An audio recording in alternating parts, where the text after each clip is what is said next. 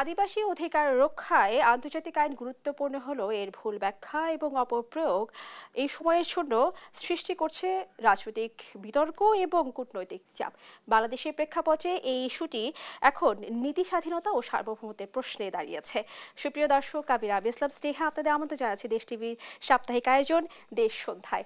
আমাদের আজকের আলোচনা বাংলাদেশের আদিবাসী ও আন্তর্জাতিক আইন নিয়ে। আমাদের আলোচনাটা এগিয়ে নিতে দুজন সম্মানীয় অতিথি আমাদের সাথে উপস্থিত রয়েছেন, একে একে পরিচিত হব তাদের সাথে। আমার প্রথমেই ডানে রয়েছেন মেজর অবসরপ্রাপ্ত মোহাম্মদ আশরাফুজ্জামান, নিরাপত্তা ও পলিসি বিশ্লেষক। এরপরে রয়েছেন মেহেদী হাসান পলাশ, চেয়ারম্যান CHG রিসার্চ ফাউন্ডেশন, সম্পাদক পার্বত্য নিউজ। আপনাদের দুজনকে স্বাগত জানাচ্ছি, আপনাদের দুজনকে ধন্যবাদ জানিয়ে শুরু করছি আমাদের আজকের আয়োজন। আমি প্রথমে মেজর মোহাম্মদ আশরাফুজ্জামান আপনার কাছে আসতে চাচ্ছি। আপনার কাছে আমার প্রথম যে প্রশ্ন, আমরা একটু আগে বলছিলাম বাংলাদেশের আদিবাসী ও আন্তর্জাতিক আইন নিয়ে আমরা আজ আলোচনা করব। সেই প্রেক্ষিতে আমরা যদি প্রথমে এই যে আদিবাসী আইন এই বিষয়টা নিয়ে যদি সংজ্ঞাটা যদি জানতে চাই, সেক্ষেত্রে আন্তর্জাতিক পর্যায়ে আদিবাসী সংজ্ঞা মূলত UNGRIP হিসেবে আসে, অথবা হচ্ছে যদি আমরা বলি ILO হিসাব মতে। তাহলে বাংলাদেশের ক্ষেত্রে আমাদের সামাজিক ঐতিহাসিক প্রেক্ষাপটের ক্ষেত্রে আসলে এই সংজ্ঞাটি কতটা ভিন্ন বলে আপনি মনে করেন? আসসালামু আলাইকুম সুধী দর্শক শ্রোতা মণ্ডলী, আপনাদেরকে শুভেচ্ছা, আপনাকে শুভেচ্ছা এবং সহচলক আপনাকে শুভেচ্ছা। আপনি একটা সহজ বিষয়ে একটা জটিল প্রশ্ন করেছেন, এই জন্য আপনাকে ধন্যবাদ। এবং আমাদের অনেকেরই একটা ভুল ধারণা আছে যে আদিবাসী বিষয়টা নিয়ে, এবং আমাদের গণমাধ্যমের অনেকেই জেনে না জেনে, বুঝে না বুঝে আদিবাসী শব্দটার ব্যাপক ব্যবহার করে। মানে সাধারণ মূল জনগোষ্ঠীর বাইরে যদি নাকটা একটু চ্যাপ্টা হয়, মুখটা একটু চাপা হয়, তাহলে সেটাকে আমরা আদিবাসী হিসাবে সংজ্ঞায়িত করার চেষ্টা করি। আদিবাসীর সংজ্ঞাটা নৃতাত্ত্বিকভাবে সংজ্ঞায়িত হয়েছে, এবং আমাদের দেশে আমাদের সংবিধান অনুযায়ী কোনো আদিবাসী নেই। আমরা সবাই এই জনপদের মানুষ, এবং এই জনপদে সবাই একই নাগরিক সুবিধাভোগী। এখন এলাকা ভিন্নতায় আপনার সুযোগ সুবিধা কিছু বেশি হয়, কিছু কম হয়। এটা আমাদের পুরা দেশের দিকে যদি আপনি তাকান, যেমন উত্তরবঙ্গের ঠাকুরগাঁয়ের যে লোকটা আছে, গ্রামে আছে, সে যে সুবিধাটা পায়, হচ্ছে কুমিল্লা জেলা, সেই জেলার একটা এলাকায় তারা কিন্তু তুলনামূলকভাবে পায়। যোগাযোগ বলেন, তারপরে হচ্ছে আপনি বিদ্যুৎ বলেন, তো যাতায়াত বলেন, এই সব মিলে এগুলো এসে যায়। তা আমাদের আমি যেটা আজকে ফোকাস করার জন্য এবং আপনাকে অনুরোধ করব এবং আমার সহজ আলোচককে অনুরোধ করব, এই আদিবাসী এই বিষয়টা জটিলতা বা বিতর্ক বলেন যেভাবেই হোক, সেটা মূলত পার্বত্য চট্টগ্রাম কেন্দ্রিক। তো পার্বত্য চট্টগ্রামের কয়েকটা তথ্য উপাত্ত তুলে ধরলে আলোচনায় সুবিধা হবে এবং দর্শকদেরও বুঝতে সুবিধা হবে। সেটা হচ্ছে পার্বত্য চট্টগ্রামের যে আয়তন, সেটা আমাদের দেশের 11.19%। আচ্ছা, এখন এখানে আর জনসংখ্যার দিক দিয়ে পুরা দেশের সাথে অনুপাতে সেটা হচ্ছে 1.16%। অর্থাৎ বিশাল ল্যান্ড এরিয়া, কিন্তু জনসংখ্যা কম। আচ্ছা, এরপরে আরেকটা বিষয় প্রায় সামনে চলে আসে, সেটা হচ্ছে বাংলা ভাষাভাষী বা বাঙালি, আর হচ্ছে আপনার পাহাড়ি বা ওখানকার উপজাতি যেটা। তো বর্তমানে যে সর্বশেষ আপনার আদমশুমারি হচ্ছে, সেই অনুযায়ী আমাদের বাংলা ভাষীর অনুপাত হচ্ছে 50.06%, আর ওই উপজাতিদের তাদের অনুপাত হচ্ছে 49.94%। শিক্ষার হার বিবেচনায় আমাদের সারা দেশের যে শিক্ষার হার, সেটা হচ্ছে 74.66, আর হিল ট্র্যাক্সে আপনার খাগড়াছড়িতে 71.73, রাঙ্গামাটিতে 71.33, আর বান্দরবনে 63.64%। সুতরাং শিক্ষার দিক দিয়েও খুব পিছিয়ে আছে এটা বলা যাবে না। ওখানে বিশ্ববিদ্যালয় হচ্ছে, মেডিকেল কলেজ হচ্ছে, কলেজ আছে, স্কুল আছে। এবং আমি 1984 সালের জানুয়ারি মাসে যখন পার্বত্য চট্টগ্রামে আমার প্রথম পোস্টিং হয়, তখন যে যোগাযোগ ব্যবস্থা ছিল আর আজকে 40 বছরের ব্যবধানে চিন্তাও করা যায় না। আমি রিসেন্টলি হিল ট্র্যাক্সে গিয়েছি এবং সেখানে আপনার যোগাযোগ ব্যবস্থার ব্যাপক উন্নতি এবং আপনার যে ধরনের কৃষিজ বিশেষ করে ফল ফলাদি এই পরিমাণ ওখান থেকে আমাদের দেশের বিভিন্ন অঞ্চলেও সরবরাহ করছে। আগে আনারস হতো, এখন আম, প্রচুর আম হচ্ছে বিভিন্ন ধরনের। এবং ওই জাপানি যে বড় আম, সেই বড় আমটা কিন্তু হিল ট্র্যাক্সে খুব ভালো হচ্ছে। তো আমি যতটুকু দেখেছি নির্মোহভাবে যে সমতল এবং পাহাড়ের কোনো তাদের বিভেদ নাই। সরকারের উন্নয়ন প্রচেষ্টায় তারা সমভাবে সম্পৃক্ত।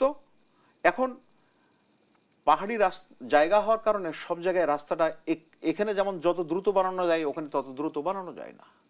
তো এই বাস্তবতা যদি আমি সাইডে রাখি, তাহলে তারা সরকারের ধারাবাহিকভাবে প্রত্যেক সরকারই চেষ্টা করেছে যে তাদেরকে মূল জনগোষ্ঠীর যে উন্নয়নের ধারায় তাদেরকে সম্পৃক্ত করার জন্য।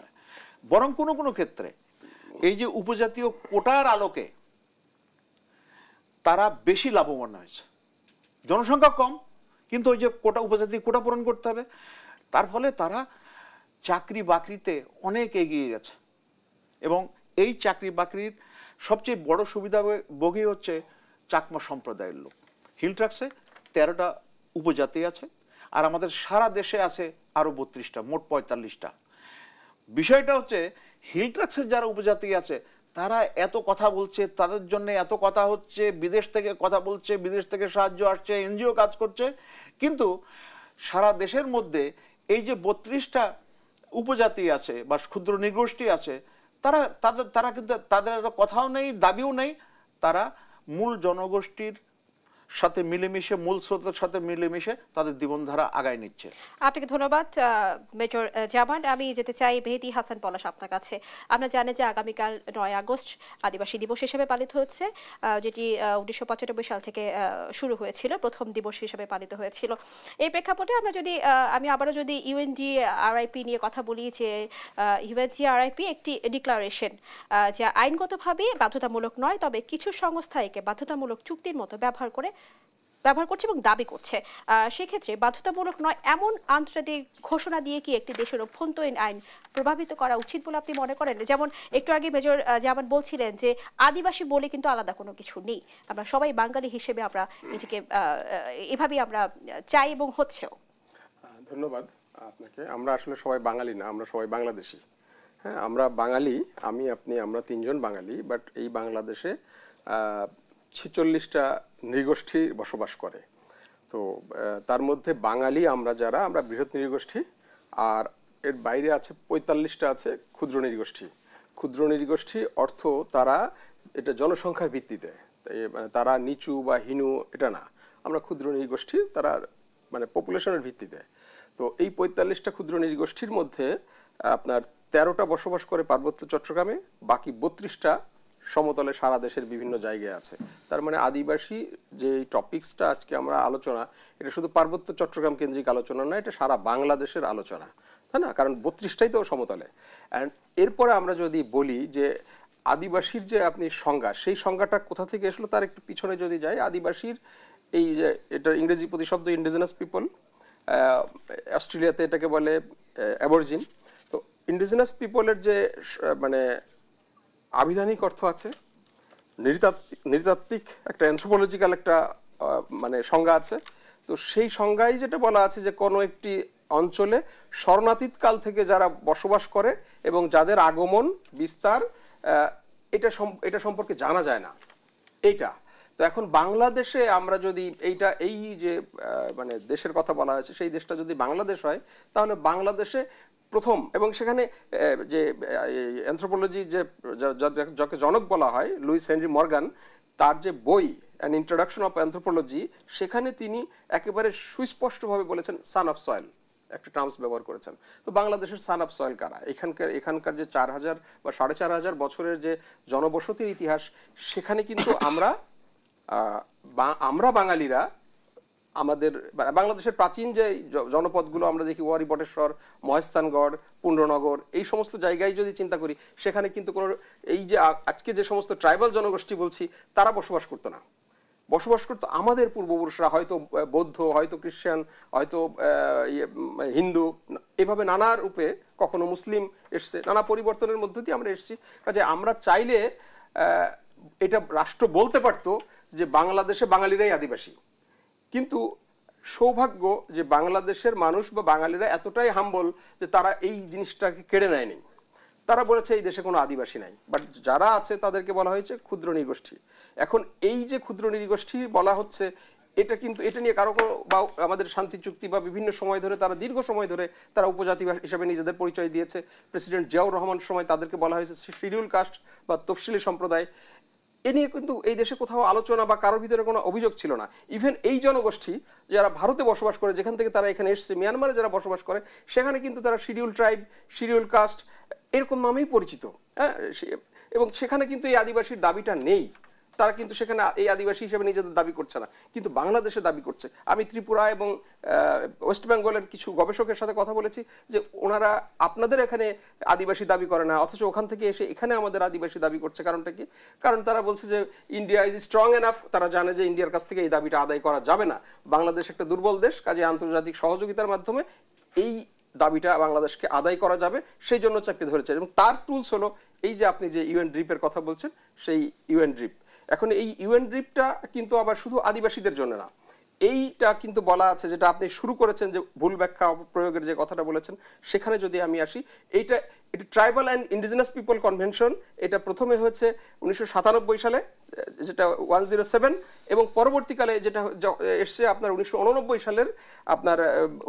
সালের জুন মাসের 7 তারিখে, যেটা 169 ইউএন ড্রিপের 169, সেইটাতে কিন্তু দুইটা সংজ্ঞা দেয়া আছে, ট্রাইবালদের সংজ্ঞা দেয়া আছে অ্যান্ড ইন্ডিজিনাস পিপলদের সংজ্ঞা দেয়া আছে। সেই ইন্ডিজিনাস পিপলদের সংজ্ঞাতে বলা আছে কিন্তু, যে আমি যদি এভাবে সুস্পষ্ট ভাষায় বলি, তাহলে এটা বলা হয়েছে যে আদিবাসী তারা যারা একটি নির্দিষ্ট রাষ্ট্রে বংশানুক্রমে বসবাস করছে, অধিকৃত হওয়া বা বর্তমান সীমানা নির্ধারণের পূর্বে বা উপনিবেশ সৃষ্টির পূর্ব থেকে বসবাস করছে। আমি বাংলায় বললাম সংজ্ঞাটা এটাই।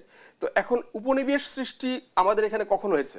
আমরা যদি প্রথম উপনিবেশ বলি, তাহলে সেটা এরিয়ানরা বা আর্যরা এখানে প্রথম উপনিবেশ সৃষ্টি করেছে।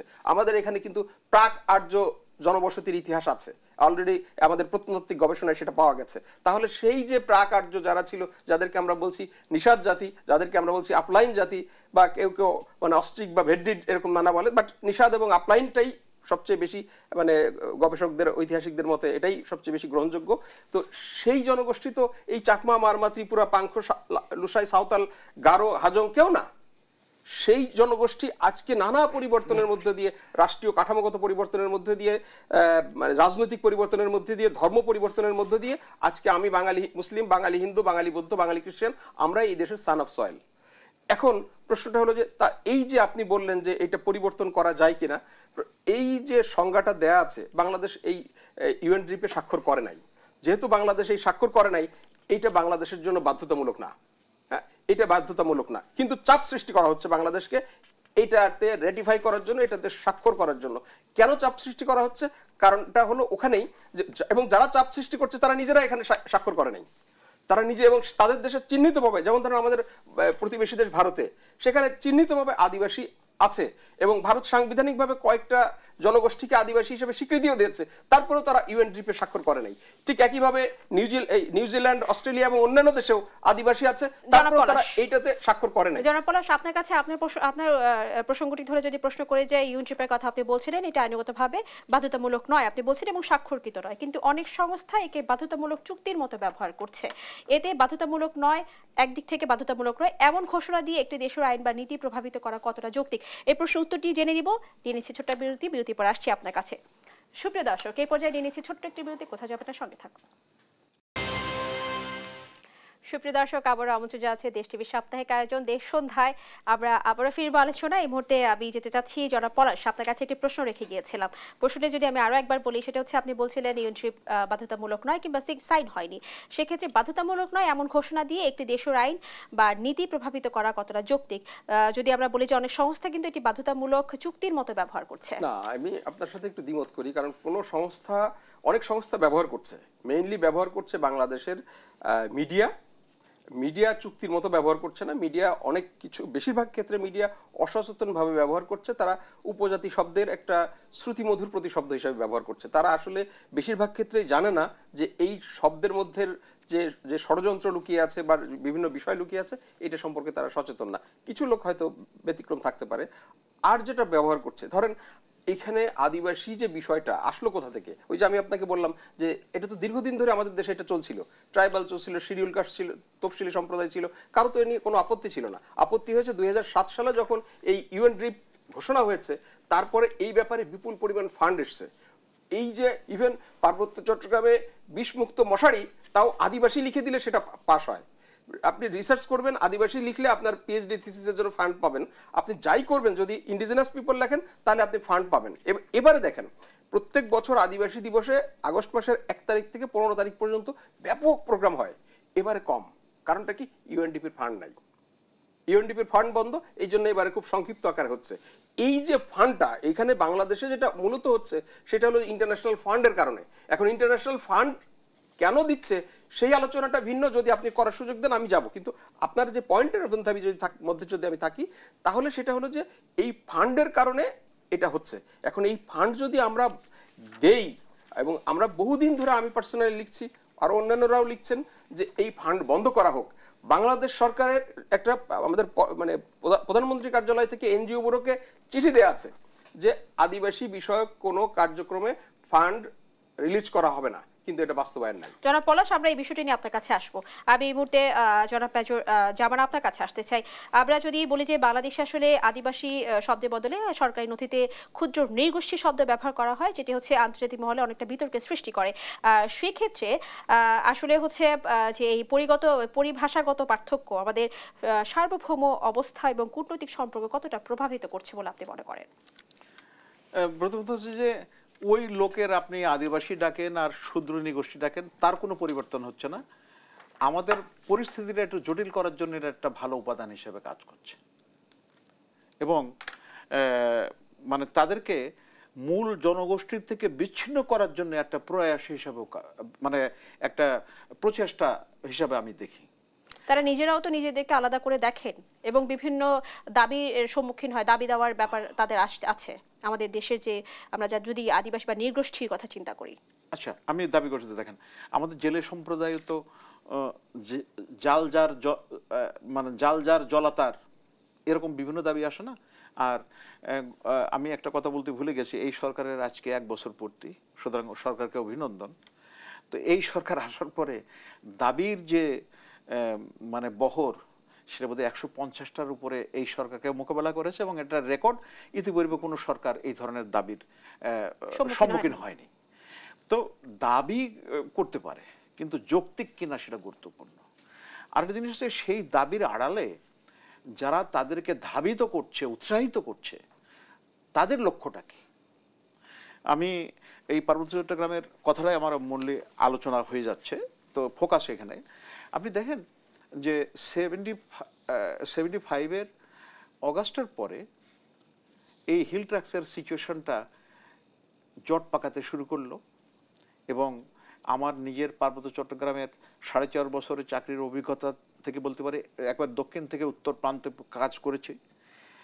আমাদের যারা এই শান্তি বাহিনী বলতাম অশান্তির মূল কারণ, তারা কিন্তু সীমান্তের ওপার থেকে প্রশিক্ষিত, অস্ত্র পেত, এবং তাদের মানে মিলিটারি টার্মে এটাকে বলে স্যাংচুয়ারি, অর্থাৎ তাদের অবস্থানের মানে ঘাঁটি ছিল ওই পারে। প্রীতি কুমার এখনো বোধহয় আগরতলায় আছে নাকি পরেশ ভাই? সে কোথায় আছে জানি না, বাট উনি ওখানে ছিলেন।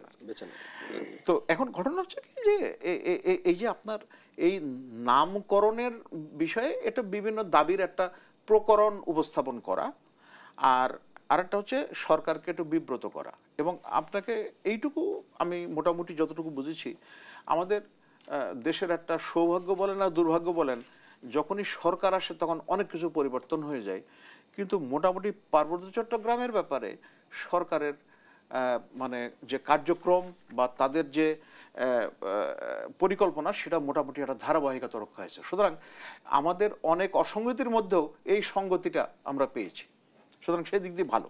আচ্ছা, এখন আপনাকে এই পার্বত্য চট্টগ্রাম যেমন ব্রিটিশরা কি করেছিল, তাদের সর্বশেষ যেটা হিলট্রাক্স ম্যানুয়াল, সেটা হচ্ছে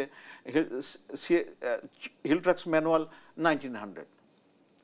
এইটা একটা আমাদের এই আজকের যত অস্বস্তি তার একটা বীজ কিন্তু ওইটা।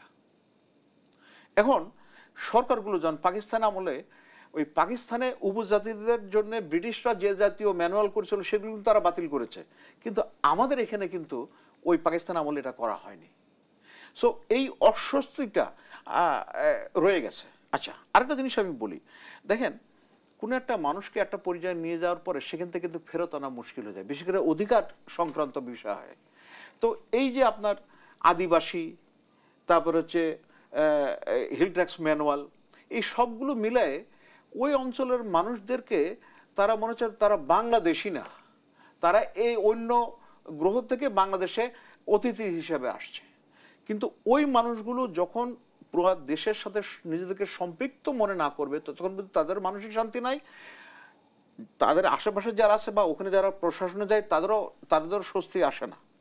আচ্ছা, এখানে অনেকেই জানে না, এবং আপনাকে আমি বলছি যেটা 1947 সালে যখন ভারত পাকিস্তান ভাগ হয়, উপমহাদেশ ভাগ হয়, তখন উপজাতীয়দের একটা বড় অংশ, বিশেষ করে চাকমা সম্প্রদায়ের, তারা কিন্তু পাকিস্তানের পক্ষে ছিল না। আচ্ছা, আবার একই ভুল তারা করেছে এই বাংলাদেশ যখন 71 সালে 16ই ডিসেম্বর আপনার শত্রু মুক্ত হলো, পাকিস্তান মুক্ত হলো।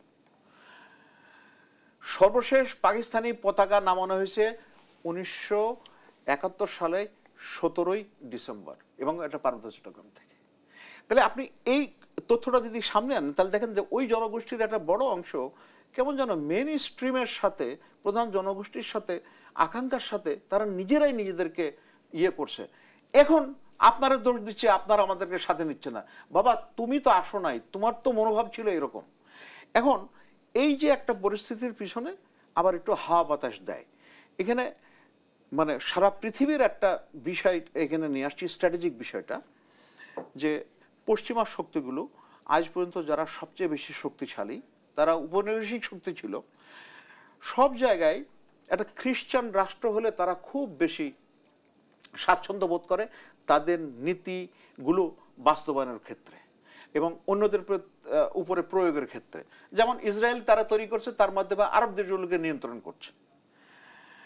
এই আপনার ইস্ট তিমুরকে ইন্দোনেশিয়ার তিমুরে ভাঙলো, ভেঙে ইস্ট তিমুর করলো, সেটা খ্রিস্টান রাষ্ট্র করলো। এখন তাদের একটা আকাঙ্ক্ষা যে এই অঞ্চলে একটা খ্রিস্টান অধ্যুষিত জনবসতি গড়ে তোলা। এখানে মালমঘাট বলে একটা হাসপাতাল আছে, খ্রিস্টান মিশনারি হাসপাতাল, ওই কক্সবাজারে যাওয়ার পথে ঈদগার কাছাকাছি। তা আমি যখন আলীকদমে ছিলাম তখন কিছুদিন পরপরই ওই যে মুরং উপজাতির লোকজন বলে, আমি এখন নতুন ধর্ম নিয়েছি। কি ধর্ম? কি বলে? খ্রিস্টান ধর্ম। তো এরকম করে দেখা গেল যে এই ধর্মান্তরিত হওয়ার একটা বিষয় আছে। কিন্তু মজার ব্যাপার হচ্ছে এই যে খ্রিস্টান ধর্মাবলম্বী হচ্ছে, এটাতে কেউ কথা বলে না। কিন্তু কেউ যদি একটা ইসলাম ধর্ম গ্রহণ করে, বলে তাদেরকে ওই সব ইসলামাইজেশন হয়ে যাচ্ছে। এবং এখানে আরেকটা গুরুত্বপূর্ণ আমার কাছে বিবেচনায়, এবং এই সমস্যায় সবচেয়ে বেশি বড় বাতাস দিচ্ছে হচ্ছে কিছু বামপন্থী নেতা, কিছু বামপন্থী শিক্ষক। এরা হিলট্রাক্স বলতে মানে একবার পাগল। ন্যায় অন্যায় ওটা কোনো বিষয় না, হিলট্রাক্স এবং ওরা যা বলে ওদের ভাষায় কথা বলে। সুতরাং এদের বাতাস এবং ওখানে কিছু মানুষের আকাঙ্ক্ষা, যারা ওই অঞ্চলের মানুষকে অনেক ক্ষেত্রে শোষণ করে, তারাই এই পরিস্থিতিটাকে যতটা না জটিল, বাস্তবে তার থেকে আরো বেশি জটিল হিসেবে দেখায় বা করার চেষ্টা করে। ভাই সাহেব একটা কথা বলেছেন যে এই যে উপজাতি এই আদিবাসী দিবস যেভাবে পালন করা হতো এবার একটু কম, কারণ আমেরিকা বোধহয় ফান্ড কমাই দিয়েছে, সুতরাং ফান্ড তো বন্ধ, ইউএনডিপির ফান্ড বন্ধ। ওই ইউএনডিপির ফান্ড তো আসে আমেরিকা থেকে, তো অন্যগুলো আছে টুকটাক, সেগুলো দিয়ে চলছে। আরেকটা আপনি চিন্তা করে দেখেন তো যে আমেরিকা কানাডা যেটা উনি বলেছেন, আবার বলার দরকার এই কারণে এটা খুবই গুরুত্বপূর্ণ আমাদের বোঝা, যে তাদের ওখানে আদিবাসী যাদেরকে কচু কাটা করে তারা তাদের বসতি স্থাপন করছে, বিশেষ করে আমেরিকায় ব্রিটিশরা, অস্ট্রেলিয়ায় এখনো সেই অ্যাবরিজিনরা তারা নিগৃহীত, তারা মার্জিনালাইজড। নিউজিল্যান্ডে কয়েকদিন আগে নিউজিল্যান্ডের টেলিভিশনে একটা ওই তাদের আদি গোষ্ঠীর একজন ভদ্র মহিলা পার্লামেন্টে খুব মানে অনেক জোরে জোরে কথা বলছিলেন, যেটা খুব ভাইরাল হয়েছিল। তো দেখেন তাদের দেশে তারা মানছে না, কিন্তু আপনাদের এখানে কেন করছে? এখানে একটা উদ্দেশ্য হচ্ছে আমরা মুসলিম প্রধান দেশ, এই জাতীয় কথাগুলো বললে এটা অস্থির করার সুবিধা। আরেকটা হচ্ছে একটা বড় ধরনের আকাঙ্ক্ষা আজ থেকে 10 বছর 15 বছর বা 20 বছর বা 50 বছর পরে ওই অঞ্চলে একটা সব মিলায় খ্রিস্টান রাষ্ট্র হয়তো করার সম্ভাবনা আছে, এবং সেটাকে সামনে রেখেই এইগুলো সব প্রস্তুতি। আপনাকে অসংখ্য ধন্যবাদ বিজয় জামান। যারা পলাশ, আপনার কাছে আবার আসতেছি। আপনি একটু আগে ইউএনডিপির যে ফান্ডের কথা বলছিলেন, যেটি নাই, এর কারণটা কি জানাবেন? সেই সাথে আরেকটি প্রশ্ন করতে চাই, সেটি হচ্ছে বিদেশি অর্থায়নের সাথে যুক্ত কিছু প্রকল্পে নির্দিষ্ট আদিবাসী ব্যাখ্যা চাপিয়ে দেওয়ার চেষ্টা হয়। বিদেশি অর্থায়নের এই শর্ত কি নীতি স্বাধীনতার জন্য হুমকি কিনা? প্রথমত হলো যে আদিবাসী বিষয়ক ফান্ড নাই, বিষয়টা এরকম না। সারা বিশ্বেই তো ইউএনডিপি, ট্রাম্প গভর্নমেন্ট আসার পরে সেই সাথে কিন্তু বলা হয় বিভিন্ন সংস্থাগুলো এই যে ইউএনডিপির যে আইনগুলো প্রয়োগের চেষ্টা করে, সেটি আসলে এই বিদেশি অর্থায়নের চেষ্টার জন্য। আমি সেখানে আসছি যে অনেকগুলো মানে আইএনজিও বা ডোনার এজেন্সিস এই ব্যাপারে বাংলাদেশে ফান্ডিং করে। বাংলাদেশে না, অন্যান্য দেশেও করে, আমাদের এখানেও করে। তো তার মধ্যে ইউএনডিপি আছে, ডানিডা আছে, নোরাড আছে, হ্যাঁ, এই ধরনের আরও কিছু প্রতিষ্ঠান আছে। বাংলাদেশের যে সমস্ত এনজিও এগুলো প্রমোট করে, তার মধ্যে ব্রাক আছে, আপনার ব্লাস্ট আছে, মানুষের জন্য ফাউন্ডেশন আছে, এএলআরডি আছে, এরকম অনেকগুলো সংগঠন আছে। এরা মূলত আইএনজিও থেকে ফান্ড পায়।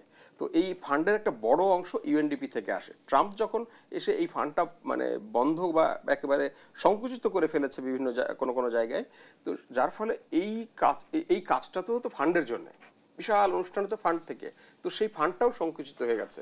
যার ফলে আমরা এবারে দেখতে পাচ্ছি যে ওই মানে অনুষ্ঠানের বহরটা একটু কম, গত বছর বা তার আগের বছর যেভাবে হতো সেটা কম। তার মানে এই আদিবাসী বিষয়টা বাংলাদেশে প্রমোট হওয়ার পিছনে কিন্তু একটা ফান্ড জড়িত, কারণ যারা এটা নিয়ে কথা বলছে তারা ওই ফান্ড পাচ্ছে। আপনি জানেন এনজিওরা কি করে, যারা ওই কিছু ওখানের জন্য ব্যবহার করে, বাকিটা কিন্তু এনজিওর কর্মকর্তারা, বাকির মালিক, তারা লুটে পুটে খায়। এটা তো আমাদের মানে জেনারেল প্র্যাকটিস। তো এটা এবার এই জন্য কমে গেছে। তার মানে হলো কি, আমি যদি এটা বন্ধ করতে পারি, রাষ্ট্র যদি এটা বন্ধ করতে পারে, অলমোস্ট এই দাবিটা বাংলাদেশে স্থগিত হয়ে যাবে। এটা হলো প্রথম কথা।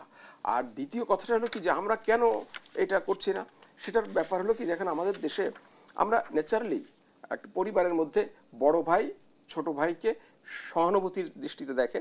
আমরা বৃহৎ নৃগোষ্ঠী হিসাবে আমাদের যে সমস্ত ক্ষুদ্র নৃগোষ্ঠী আছে তাদেরকে খুব সহানুভূতির দৃষ্টিতে, তাদের প্রতি স্নেহ, মায়া, মমতা এবং এক্সট্রা সুবিধা, এটা কিন্তু আমাদের পারিবারিক শিক্ষার মধ্য দিয়ে আমরা পেয়েছি। আমরাও চাই যে আমাদের ক্ষুদ্র নৃগোষ্ঠী যারা আছে তাদেরকে অতিরিক্ত সুবিধা দিয়ে তাদেরকেও, কিন্তু এখন ছোট ভাই যদি বলে যে না আমি বড় ভাই হতে চাই, আমাকে বড় ভাই বলতে হবে, এটা তো সম্ভব না। আমি মানে বলে শেষ করি, তাহলে এটা সম্ভব না। ঠিক একইভাবে যে চাঁদ যদি বলে যে আমাকে চাঁদ না, আমাকে অন্য নামে রাখতে হবে, আমি তাকে শশী নামে রাখতে পারি, কিন্তু তাকে তো সূর্য রাখতে পারি না, ভানু রাখতে পারি না, তাই না? এই আবার কিংবা সূর্য একইভাবে চাঁদ হতে পারে না, তাকে অন্য একটা নামে ডাকা যেতে পারে। এই প্রবলেমটা এইখানটাতে। কিন্তু ওনারা এই যে দাবিটা করেছে, ওনারা উপজাতি খারাপ লাগে, ক্ষুদ্র নৃগোষ্ঠী বলেছে, ঠিক আছে, সারা দুনিয়াতে তো ট্রাইবাল শব্দ ব্যবহার হচ্ছে, আমাদের সংবিধানে ট্রাইবাল শব্দ দেয়া আছে, তারা নিজেদেরকে ট্রাইবাল হিসেবে বলুক। সারা বিশ্বে তো কেউই বলে নাই যে ট্রাইবাল শব্দটা হীনতর, ট্রাইবাল শব্দ বললে অপমানিত হতে হয়, ট্রাইবাল শব্দ বললে, এটা তো সারা বিশ্বেই আছে। তো সেটা আসলে মূল লক্ষ্য হলো ওই শব্দটা যার ভেতরে আসলে এই যে টার্মসগুলো জড়িত, এই সুবিধাগুলো তারা নিশ্চিত করতে চায়, যেটা বৈশ্বিক বিভিন্ন ষড়যন্ত্রকারী যে সমস্ত শক্তি আছে তাদেরকে এই অঞ্চলের ভূ রাজনৈতিক এবং কৌশলগত নানা সুবিধা করে দেবে। সেটা হলো এর মূল লক্ষ্য। আপনাকে অসংখ্য ধন্যবাদ। সুপ্রিয় দর্শক, দেশ সন্ধ্যায় একটি বিরতি নিয়ে নিচ্ছি, ফিরবো আলোচনায়।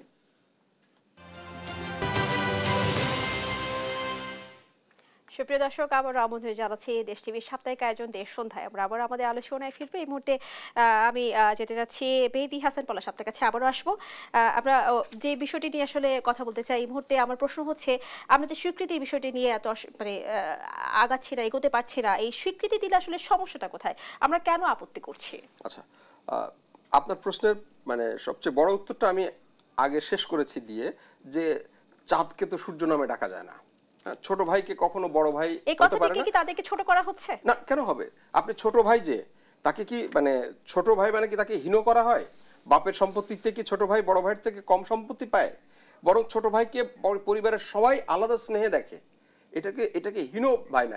পৃথিবীতে তারা মানে সে পরে এসছে এই জন্য সে ছোট, এর মানে এই না সে হীন ভাই, সে ক্ষীণ ভাই, সে খর্ব ভাই। This is not the terms, তাই না? আমরা এই যে আমি কালকে একটা টেলিভিশনে বলছিলাম যে আমাদের সিঙ্গাপুর একটা ছোট্ট দেশ, তার মানে কি এটা মানে হীন দেশ, নিচু দেশ?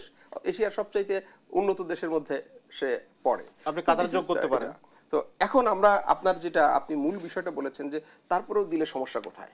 সমস্যা হলো এই যে ইউএনডিপির আলোচনা যেখান থেকে আপনি শুরু করেছেন, সেখানে বলা আছে যে আদিবাসী জনগোষ্ঠী তাদের আত্মনিয়ন্ত্রণের অধিকার লাভ করবে এবং আদিবাসী জনগোষ্ঠী তারা স্বশাসনের অধিকার লাভ করবে, মানে স্বায়ত্তশাসনের অধিকার লাভ করবে।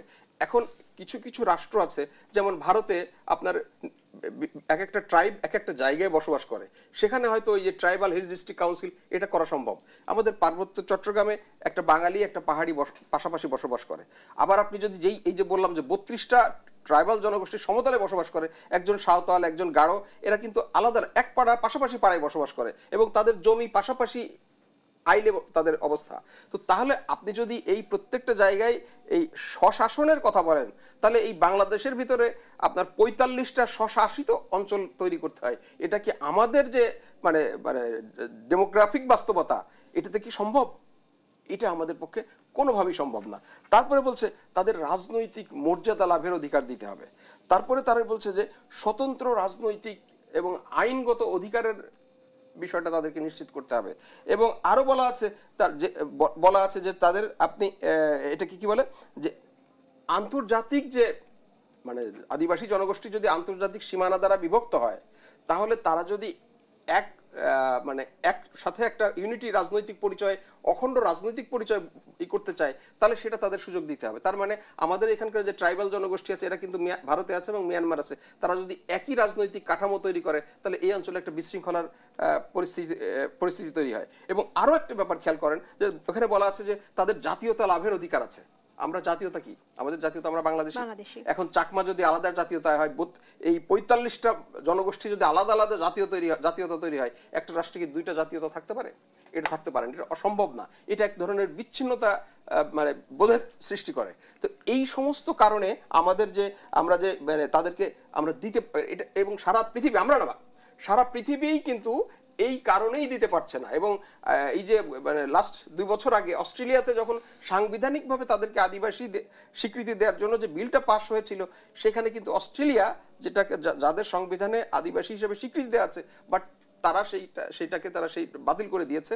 তারা বলছে যে আমরা একজনকে আদিবাসী আর একজনকে অনাবাসী বা প্রবাসী একটা রাষ্ট্রের মধ্যে এই দুই বিভাজিত করতে পারি না, সেটা বলে তারা করে দিয়েছে। এবং কানাডা বা আমেরিকা বা নিউজিল্যান্ড বা অন্যান্য দেশ জাতিসংঘের যে ভাষণগুলো দিয়েছে, তারা এই সমস্ত আইনের বিরুদ্ধেই কিন্তু তারা আপত্তি তুলে তারা কিন্তু এটা রেটিফাই করে নাই। তার কাজে এইটা যে বাংলাদেশের লোক করছে বিষয়টা এরকম না, সারা দুনিয়ায় এই বিষয়টা নিয়ে এই যে আইনের যে টার্মস। এবং আরেকটা কথা বলা আছে যে এই যে অধিকারগুলো তারা চাচ্ছে, এই অধিকারগুলোর জন্য কিন্তু জাতিসংঘ তাদেরকে মানে জাতিসংঘ এই অধিকার পাওয়ার ব্যাপারে জাতিসংঘ ভূমিকা রাখতে পারবে। অর্থাৎ তারা যদি এই জিনিসগুলোর স্বীকৃতি পেয়ে যায়, তাহলে এই বাকি যে সমস্ত ধারাগুলো আছে সেই ধারার জন্য তারা জাতিসংঘ সহায়তা করতে চাইবে এবং জাতিসংঘ সেখানে আসবে। লাইক ইস্ট তিমুর যেভাবে হয়েছে, সাউথ সুদান যেভাবে হয়েছে সেইভাবে হবে। এবং আজকে আমাদের এখানে বাংলাদেশের ভিতরে জাতিসংঘের যে মানবাধিকার কমিশন করা হয়েছে, আপনি মানবাধিকার কমিশনের যে টার্মসগুলো দেখেন, যে ম্যান্ডেটগুলো দেখেন, সেখানে কিন্তু এই আদিবাসীদের যে সমস্ত বিষয়গুলো বলা আছে, তাতে কিন্তু ওই একটা জিনিসই এটা বোঝা যায়। আর লাস্টে যেটা আমি আরেকটা কথা বলতে চাই, তাদের ভূমির অধিকার। আমি এই বিষয়টা নিয়ে আসছিলাম যে যদি আমরা চিন্তা করি যে কিছু আন্তর্জাতিক রিপোর্টে আছে যে পাহাড়ি ও সমতলে জনগোষ্ঠীর ভূমি ইস্যু নিয়ে আংশিক তথ্য তুলে ধরা হয়, সেক্ষেত্রে আংশিক বা বিকৃত তথ্য আন্তর্জাতিক মহল উপস্থাপন ঠেকাতে রাষ্ট্র কি ধরনের কূটনৈতিক পদক্ষেপ নিতে পারে? আচ্ছা, এই যে ভূমির যে ইস্যুটি নিয়ে আপনি বলছেন, এটা একটু ডিটেইলস আমাদেরকে বলবেন। আমি প্রথমে ভূমির যে বিষয়টা আপনাকে বলি। আমাদের যেই রাষ্ট্রের যে ভূমি ব্যবস্থাপনা, এটা একটা নির্দিষ্ট, যেহেতু একটা রাষ্ট্র ব্যবস্থায় ব্রিটিশ আমলে ব্রিটিশ গভর্নমেন্ট সেখানে একটা প্রথাগত একটা লিডারশিপ তৈরি করলো, চাকমা সার্কেল চিফ, হেডম্যান, কারবারি। এই ব্যবস্থাটা ছিল মূলত ট্যাক্স কালেক্টর। তারা ব্রিটিশ সরকারের পক্ষে ট্যাক্স আদায় করে ব্রিটিশ সরকারকে জমা দিত। সার্কেল চিফ কিন্তু এটাই ব্যবস্থা। কিন্তু স্বাধীনতার পরে তারা বলছে আমরাই ভূমির মালিক। আমরাই ভূমির মালিক মানে কি? আবার সেখানকার জনগণ না, সেখানকার এই যে প্রথাগত লিডার, অর্থাৎ এই সার্কেল প্রধান এবং এই যারা কার্যত যারা ট্যাক্স কালেক্টর, হেডম্যান, কারবারি, তারা বলছে ভূমির মালিক তারা। অর্থাৎ তার এখানে কোনো জনগণের কোনো ভূমি নাই। কালেকটিভ যে মানে ভূমির মালিকানার কথা বলছে, এটা মূলত জনগণকে পাশ কাটিয়ে ওই যে প্রথাগত নেতৃত্বের আওতায় নিয়ে যাওয়া, যার ফলে ওখানকার যে একজন সাধারণ জনগণ অর্থাৎ ট্রাইবাল জনগণ, তারা কিন্তু ওই ভূমি কোনোদিনই ভূমির মালিক হতে পারে না। ভূমির মালিক হতে না পারার কারণে তারা ওই ভূমিটা তার নিজের প্রয়োজনে, আমি মনে করলাম যে এই ভূমিটা আমি বিক্রি করব, আমি বিক্রি করতে পারছি না। আমার মনে আমার মেয়ের বিয়ে বা আমার অসুস্থতা, কারো পরিবারের কারো অসুস্থতার জন্য আমি বিক্রি করব, আমি বিক্রি করতে পারি, কারণ আমি মালিক না। তো মালিক না হওয়ার কারণে আমি বিক্রি কিভাবে করব? একইভাবে আমি এই ভূমিটার উপর আমি একটা ইন্ডাস্ট্রি করতে চাই বা কিছু করতে চাই, আমাকে ওই যেহেতু মালিক সার্কেল প্রধান সিস্টেম অনুযায়ী ওনাদের কাছ থেকে পারমিশন নিতে হবে। এবং সেই মালিকানাটা কি? যে যেই জমিতে সে বসবাস করে সেই জমি তার, যেই জমি সে চাষবাস করে সেই জমি তার, যেই জমিতে শিকার করে সেই জমি তার, যে জমি থেকে সে শাক পাতা এগুলো কালেক্ট করে সেই জমি তার, যে জমির উপর দিয়ে সে চলাচল করে সেই জমি তার, যে জমিতে অতীতে বসবাস করতো সেই জমিও তার, যে জমিতে সে ভবিষ্যতে বসবাস করবে সেই জমিও তার, যে জমির উপর দিয়ে সে চলাচল করে সেই জমিও তার, যে জমি তার ভবিষ্যতে আওতার মানে ভবিষ্যতে তার মানে আওতাভুক্ত হবে, তার হয়তো কোনো কারণে চাষবাস করবে বলে স্বপ্ন দেখে সেই জমিও তার। এটা কি কোনো রাষ্ট্র ব্যবস্থা এটা চলতে পারে? এখন এই সিস্টেমটা নিয়ে এসে তারা এখন বলছে যে আমাদের এই প্রথাগত আওতায় জমি দিতে হবে। তাহলে এখন আপনি পার্বত্য চট্টগ্রামে বললেন, আপনি সমতলের যে ট্রাইবাল আছে তাদের এটা কিভাবে আপনি বাস্তবায়ন করবেন? আমি শেষ করি। এই যে জটিলতার কারণে তারা কি করছে, সেখানে এক ধরনের মানে পদ্ধতিগত জটিলতা সৃষ্টি করছে এবং সেখানে উন্নয়নের বাধা দিচ্ছে। যখন সরকার রোড করতে যাচ্ছে, সরকার যখন বিশ্ববিদ্যালয় করতে যাচ্ছে, মেডিকেল কলেজ করতে যাচ্ছে, যাই কিছু করতে যাক, তারা সেখানে এক ধরনের বাধা সৃষ্টি করে। এবং বাধা সৃষ্টি করার মূল কারণটা কিন্তু তারা আসলে তাদের জনগণকে বঞ্চিত করে রাখা। এটা আমরা আমাদের রাষ্ট্র ব্যবস্থা জনগণকে বোঝাতে পারে নাই যে আসলে ব্যক্তি জমির মালিক হলে যে তার উপকারিতা কি, এটা আমরা ওখানকার লোকদেরকে বুঝাতে আমি যেতে চাই মেজর জামান আপনার কাছে আমার শেষ একটি প্রশ্ন, সেটা হচ্ছে আমরা শান্তি চুক্তির কথা আমরা জানতে পেরেছি যে শান্তি চুক্তি আসলে এই মুহূর্তে কি পরিস্থিতিতে রয়েছে এবং কি নেই কি আছে এই নীতিতে? আপনাকে অনেক ধন্যবাদ। আমি খুব সংক্ষেপে কয়েকটা পয়েন্ট বলবো। শান্তি চুক্তি 1997 সালের ডিসেম্বরে হয়েছে। একটা প্রশ্ন আছে যে চুক্তি সাধারণত রাষ্ট্র থেকে রাষ্ট্রের হয়, তো সেটা নিয়ে একটা কথা আছে। তারপরেও একটা সমঝোতা হয়েছে, সমঝোতার স্বাক্ষর করেছে, উপজাতিদের তরফ থেকে সন্তু লারমা করেছেন। তো ওখানে তাদের একটাই কাজ ছিল যে তাদের কাছে যে অবৈধ অস্ত্র ছিল সেই অস্ত্রগুলো জমা দেওয়ার। আলহামদুলিল্লাহ তারা করে নাই। উপরন্তু এখন উপজাতির থেকে তারা এখন আদিবাসীর দাবি তুলছে। সুতরাং চুক্তি তো পালনই করে নাই, উল্টা পাল্টা দাবি করছে, লঙ্ঘন করছে। আচ্ছা, রাইট। আরেকটা হচ্ছে আপনার যে যতগুলো শর্ত ছিল তার ভিতরে আমরা বোধহয় 65টা করছি না, 72টার মধ্যে 72টা ছিল শর্ত সরকারের করার কথা, তার ভিতরে 65টা বাস্তবায়িত হয়েছে আর বাকিগুলো প্রক্রিয়াধীন। ওই যে জমি একটা বিরাট ব্যাপার, একটা জটিলতা আছে, সেটা প্রক্রিয়াধীন। আচ্ছা, এটা গেল একটা দিক। আরেকটা যে জিনিস আমি অনুরোধ করব যে আপনাদের এখানে বা সরকারের যারা রাজনৈতিক নেতৃবৃন্দ বিভিন্ন পর্যায়ের এখন আছেন, আগামীতে সম্ভাবনা মনে হয় বড় বড় দলের, তারা এই টেকনিক্যাল বিষয়গুলো না বুঝলে, কারণ সিদ্ধান্ত তো তারাই নেবে, তো তাদের একটু সচেতনতা দরকার আছে। আমার কষ্টের বিষয় যে তারা এই বিষয়ে মোটেই মাথা ঘামান বলে আমার কাছে মনে হয়নি। এবং এই পার্বত্য চট্টগ্রামের এত বড় একটা এর সার্বভৌমত্বের প্রশ্ন, আপনি দেশের 11% জমির ব্যাপার, এবং এখানে বিরূপ পরিস্থিতি চারিপাশে। আমাদের আগের জামানায় ওই যে স্বামী স্ত্রীর সম্পর্ক যাদের সাথে ছিল, তারা কিন্তু এই সমস্যাটা সৃষ্টি পিছনে তাদের হাত, জিয়ে রাখার পিছনে তাদের হাত, এবং এখনো কতভাবে আমাদেরকে অস্থিতিশীল রাখা যায়। তো সেই সম্পর্কে আমাদের সচেতনতার দরকার। আমরা কারো বিপক্ষে না, শুধু আমাদের স্বার্থ সংরক্ষণ করার জন্য আমাদের এই বিষয়টা জানার দরকার। এবং যারা ওখানকার অধিবাসী তাদের কাছে আমার অনুরোধ যে আপনারা এই দেশের অধিবাসী, আপনারা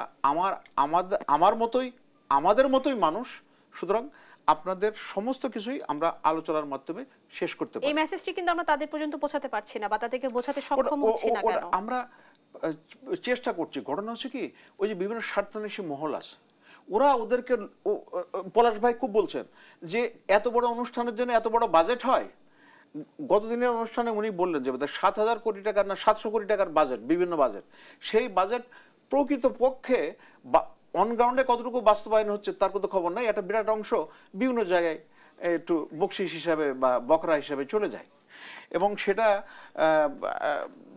সুতরাং ওরা ওই ঘোরের মধ্যে রাখছে। তো আমি যেটা মনে করি যে আমরা সবাই যদি সচেতন হই এবং তাদেরকে আরও বেশি সম্পৃক্ত করার চেষ্টা করি, তাহলে সুবিধা হবে। আরেকটা কথা, যে জিনিসটা বলা হয় না, দেখেন আমি যখন 40 বছর আগে ওখানে গেছি, তখন যে সমস্ত বাংলা ভাষাভাষী লোক ছিল তারা কিন্তু অত বেশি শিক্ষিত ছিল না। কিন্তু এখন 2টা প্রজন্ম হয়ে গেছে, তারা কিন্তু অনেক শিক্ষিত, কিন্তু তারা ওই যে পাহাড়ের থেকেও পাহাড়ি সুবিধাটা পাচ্ছে না। এবং এই যে আপনার ওই যে হিল ট্যাক্সের জেলা পরিষদ যেটা করা হয়েছিল, সেগুলো যে হচ্ছিল এটা কিন্তু ইয়ের সাথে সাংঘর্ষিক, মানে আমাদের কনস্টিটিউশনের সাথে সাংঘর্ষিক। কারণ একটা মানুষকে অতিরিক্ত সুবিধা দেওয়া হচ্ছে, সেখানে একটা বাংলাভাষী লোক চাকরি পাওয়া তার খুব মুশকিল, কিন্তু তার উপজাতি কিন্তু চাকরি পেয়ে যাচ্ছে। তো এখন যদি আমার মনে হয় একটা করা উচিত যে বাবা তোমরা এই শর্ত কথা বলছো, আমরা তাহলে সংবিধানের সাথে সামঞ্জস্য রেখে আমরা তোমাদের যে আগে সুবিধা দিয়েছিলাম সেগুলো মাইনাস করি। পলাশ ভাই খুব যৌক্তিকভাবে বলেছেন, উপজাতি কোটা নেওয়ার ব্যাপারে তাদের কোনো অনাগ্রহ নেই। পারলে এখন বলে কি, আগে ছিল 5%, এখন যেহেতু সব মিলাই 5% করা হয়েছে, তারা একসময় দাবি তুলেছিল আমাদের 5% বল থাকতে হবে। আমি কারেক্ট? জুলাই আন্দোলনের সাথে তারা ছিল না। হ্যাঁ, ছিল না, একজন বিচ্ছিন্ন 2-1 জন ছাড়া বাকি সবাই এই কোটা। আমরা যখন জুলাইয়ের জন্য আন্দোলন করছি, তারা কিন্তু ওই কোটা রিভাইভের জন্য আন্দোলন করছে পার্বত্য চট্টগ্রামে। এটা হয়েছে। এখন দেখেন, তারপরে এই তৃতীয়বার মূল জনগোষ্ঠীর চাওয়ার সাথে কিন্তু আমাদের পাহাড়ি ভাইরা সম্পৃক্ত হতে পারে। আমরা আপনাকে অসংখ্য ধন্যবাদ জানাচ্ছি। বেচর মোহাম্মদ, আশরাফুজ্জামান, ধন্যবাদ জানাচ্ছি। মেহেদী হাসান, পলাশ, আপনার দুজনকে ধন্যবাদ জানিয়ে শেষ করছি আমাদের আজকের আয়োজন। সুপ্রিয় দর্শক, এ পর্যায়ে ছিল আমাদের দেশ সন্ধ্যা। দেখা হবে পরবর্তী পর্বে, থাকবো নতুন কোনো বিষয় এবং আলোচনা নিয়ে। সে পর্যন্ত ভালো থাকুন, সুস্থ থাকুন। ধন্যবাদ সবাইকে।